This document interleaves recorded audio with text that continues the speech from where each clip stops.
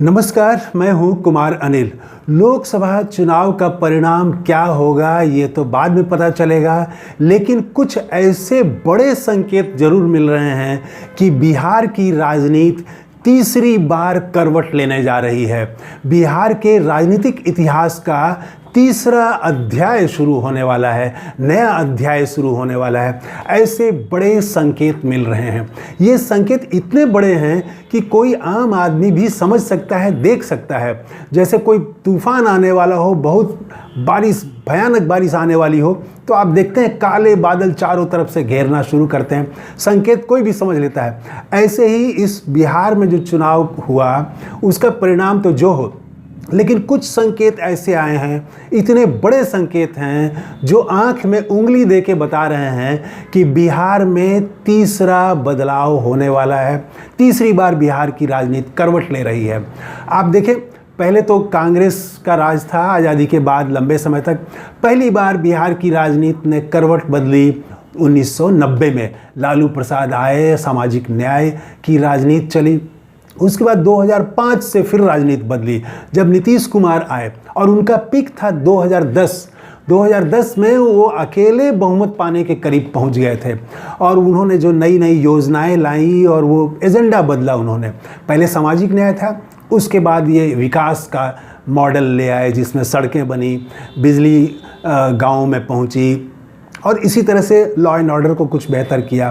तो ये मॉडल 2010 में सबसे उनका उफान पर था, शिखर पर था। उसके बाद 2010 से 15 वाले कार्यकाल में फिर उनका डाउनफॉल शुरू हो गया, और उसके बाद से अब इस चुनाव में साबित हो गया है कि नीतीश कुमार के पास, भाजपा और नीतीश कुमार के पास बिहार को आगे ले जाने के लिए कोई नई बात नहीं है। उनके पास कोई नया मॉडल नहीं है। तो 4 ऐसे संकेत आए हैं जो बता रहे हैं कि बिहार की राजनीति करवट ले रही है। पहला संकेत तो ये है कि इस बार पहली बार 15 साल में लव और कुश, ये दोनों भाजपा से, एनडीए गठबंधन से दूर होते दिख रहे हैं। पहली बात। दूसरी बात कि सवर्णों में बहुत उदासी देखी गई है। चारों तरफ वो नालंदा से लेकर के और उत्तर बिहार में जहाँ पर मुन्ना शुक्ला को खड़ा किया गया, वहाँ से लेके आप उसका असर कई क्षेत्रों में पड़ा। पूरे बिहार में ये दिखाई पड़ता है। फिर दलितों में संविधान बड़ा मुद्दा बना है। दलितों की भी भाजपा से दूरी बढ़ी है। और चौथा कि MY अपनी जगह ज़्यादा एकजुट हुए हैं, पहले से ज़्यादा एकजुट हुए हैं। तो 4 ये जो बातें हैं, मोटी बातें हैं, जिसको कोई भी आप भी चेक करके समझ सकते हैं कि लव कुश पूरे बिहार में भाजपा और एनडीए से दूर होता दिख रहा है। सवर्णों में उदासी दिख रही है। कहीं कहीं वोट वो इंडिया गठबंधन को मामूली रूप से, लेकिन कहीं कहीं वोट गया है, उदासी है। और तीसरा कि दलितों में गोलबंदी बढ़ी है, संविधान के प्रति जागरूकता बढ़ी है, उनकी भी एनडीए से दूरी बढ़ी है। और चौथा, M और Y जहाँ थे वहाँ पर वो और ज़्यादा संगठित हुए हैं। ये 4 ऐसी चीज़ें हैं जो कि इस चुनाव का आप टेक अवे कह सकते हैं, टेक होम जिसको कहते हैं, ये खास बातें हैं जो बदलाव के संकेतक हैं, बड़े संकेतक हैं। अब यहाँ से आगे कैसे रास्ता बढ़ेगा, अब नया चैप्टर कैसे लिखा जाएगा, कौन लिखेगा नया चैप्टर? सबसे ज़्यादा नया चैप्टर लिखने का, नया अध्याय लिखने का मौका राजद के पास है, तेजस्वी यादव के पास है। उनके पास मुद्दे भी हैं। वो बिहार को जहां नीतीश कुमार आगे ले गए, जहां तक, उसके बाद जहां वो आगे नहीं ले जा पा रहे हैं, वहां से अब आगे नीतीश की पारी अब जब ढलान पर है, तो यहाँ से आगे ले जाते हुए तेजस्वी यादव के पास मुद्दे हैं, उनके पास आधार भी है।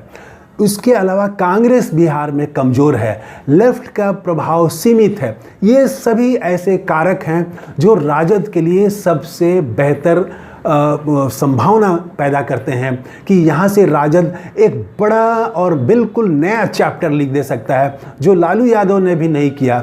वो चैप्टर ये लिख दे सकते हैं। लालू यादव के समय सवर्ण तो उनके विरोधी थे सामाजिक न्याय के नारे के तहत, तो वो एक खास वर्ग तक की राजनीति था और उसमें उभार पैदा हुआ। लेकिन तेजस्वी यादव चाहे तो ये सवर्णों के भी एक हिस्से को पिछड़ों से आगे जाके वो अपना आधार विस्तार कर सकते हैं और बड़ी कहानी, नई कहानी, बड़ा अध्याय लिख सकते हैं। लेकिन इसके लिए एक शर्त है। शर्त ये है, उन्होंने खुद ही कहा है कि A to Z की राजनीति वो करना चाहते हैं। ये A to Z की राजनीति उनको करनी होगी जो लोकसभा चुनाव में वो नहीं कर पाए। वो उनके पास 23 सीटें थी, 23 प्रत्याशी उन्होंने दिए, लेकिन उसमें वाई फैक्टर बहुत ज़्यादा हावी लगा।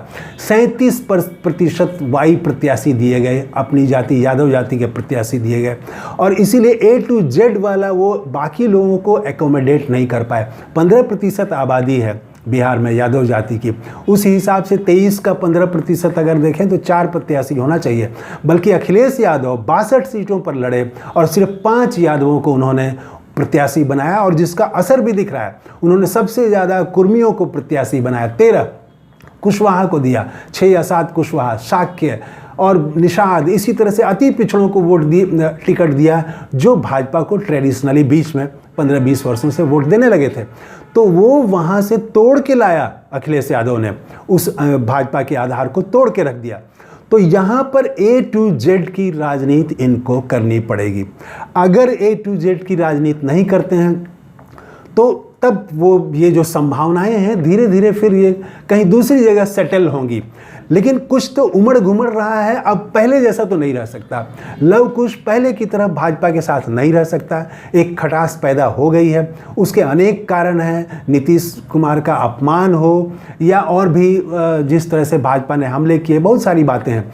तो एक जो दूरी बन गई है भाजपा से लव कुश की, वो दूरी अब वो चाहे तो राजद अपनी तरफ ले सकता है, समेट सकता है। सवर्णों में जो उदासी है वो उसको अपनी तरफ, उसके एक हिस्से को अपनी तरफ राजद कर सकता है। इसके लिए उसके पास संसाधन, उसके पास पहले से आधार भी है और मजबूत आधार है, जिस आधार पर खड़े होकर राजद आकर्षित कर सकता है इन नए तबकों को और एक बड़ी पारी खेल सकता है यहाँ से।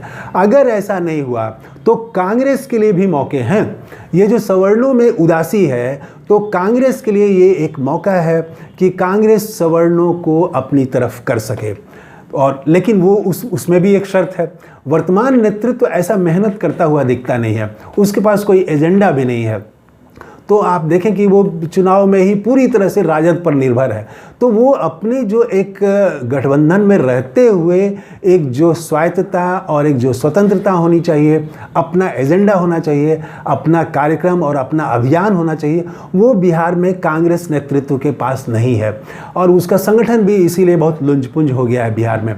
तो कांग्रेस का जो नेतृत्व है, केंद्रीय नेतृत्व, वो अगर ध्यान दे और बिहार में विशेष करके ऐसी योजनाएं बनाएं कि सवर्णों में जो उदासी दिख रही है, इस उदासी को वो स्वर दे और अपने साथ जोड़े, तो कांग्रेस के लिए भी बेहतर स्थिति यहाँ से एक पैदा ले सकती है। और लेफ्ट भी अच्छी स्थिति में है, उसके विधायक तो जीतते ही रहे हैं और इस बार भी वो तीनों जगह फाइट दे रहा है। जीत हार क्या होगा तो बाद में पता चलेगा। लेफ्ट के लिए भी अवसर खुल गए हैं, नए नए अवसर यहाँ पर बिहार में। CPM भी अच्छा प्रदर्शन कर रहा है, CPI भी फाइट दे रही है, तो लेफ्ट के लिए भी अच्छी स्थिति है बिहार में। तो बिहार जो है एक फिर से एक तीसरे बदलाव के मुहाने पर खड़ा है। बिहार एक बार फिर से तीसरी बार करवट लेने को तैयार है। यहाँ से आगे जो रास्ता है वो भाजपा के लिए मुश्किल करने वाली ज़मीन है। भाजपा से दूरी बढ़ी है, नीतीश कुमार के लिए भी मुश्किल की घड़ियाँ शुरू हो रही हैं। लेकिन राजद और इंडिया गठबंधन के दलों के लिए एक मौका है यहाँ पर। वो मौका राजद के लिए भी है, कांग्रेस के लिए भी है, लेफ्ट के लिए भी है। लेकिन वो ऐसे ही अपने आप झोली में नहीं आ जाएगा, उसके लिए एजेंडा देना पड़ेगा, उसके लिए मेहनत करना पड़ेगा, उसके लिए संगठन का ढांचा तैयार करना पड़ेगा। और ये जो शक्तियां हैं, सामाजिक समूह है, इनको खुद में एकोमोडेट करना पड़ेगा। A to Z जो कहते हैं उसको ज़मीन पर उतारना पड़ेगा, A to Z। और कांग्रेस को भी अपने एजेंडे के साथ आना पड़ेगा ताकि सवर्ण उनके साथ आ सके, खुद वो नहीं चले जाएंगे। तो बिहार की राजनीति, मेरा मानना ये है कि एक बदलाव, एक संक्रमण के दौर में पहुंच गई है और 2025 में एक नई कहानी लिखी जा सकती है। नई कहानी, नया अध्याय 2025 से शुरू हो सकता है। आज़ादी के बाद से लेके 1990 तक एक अध्याय, 90 के बाद 2005 तक, 2005 से 2015-10 तक तो काफ़ी अच्छा रहा, 15 से गिरावट शुरू हुई, तो 5 के बाद आप कह सकते हैं कि 24 खींचते हुए नीतीश तो 24 तक ले आए, लेकिन 24 में अब लग रहा है कि फिर से बिहार एक नई कहानी लिखने की तरफ बढ़ रहा है। तो आपने इस चैनल को सब्सक्राइब नहीं किया है तो ज़रूर कर लें। थैंक यू, धन्यवाद, जय हिंद।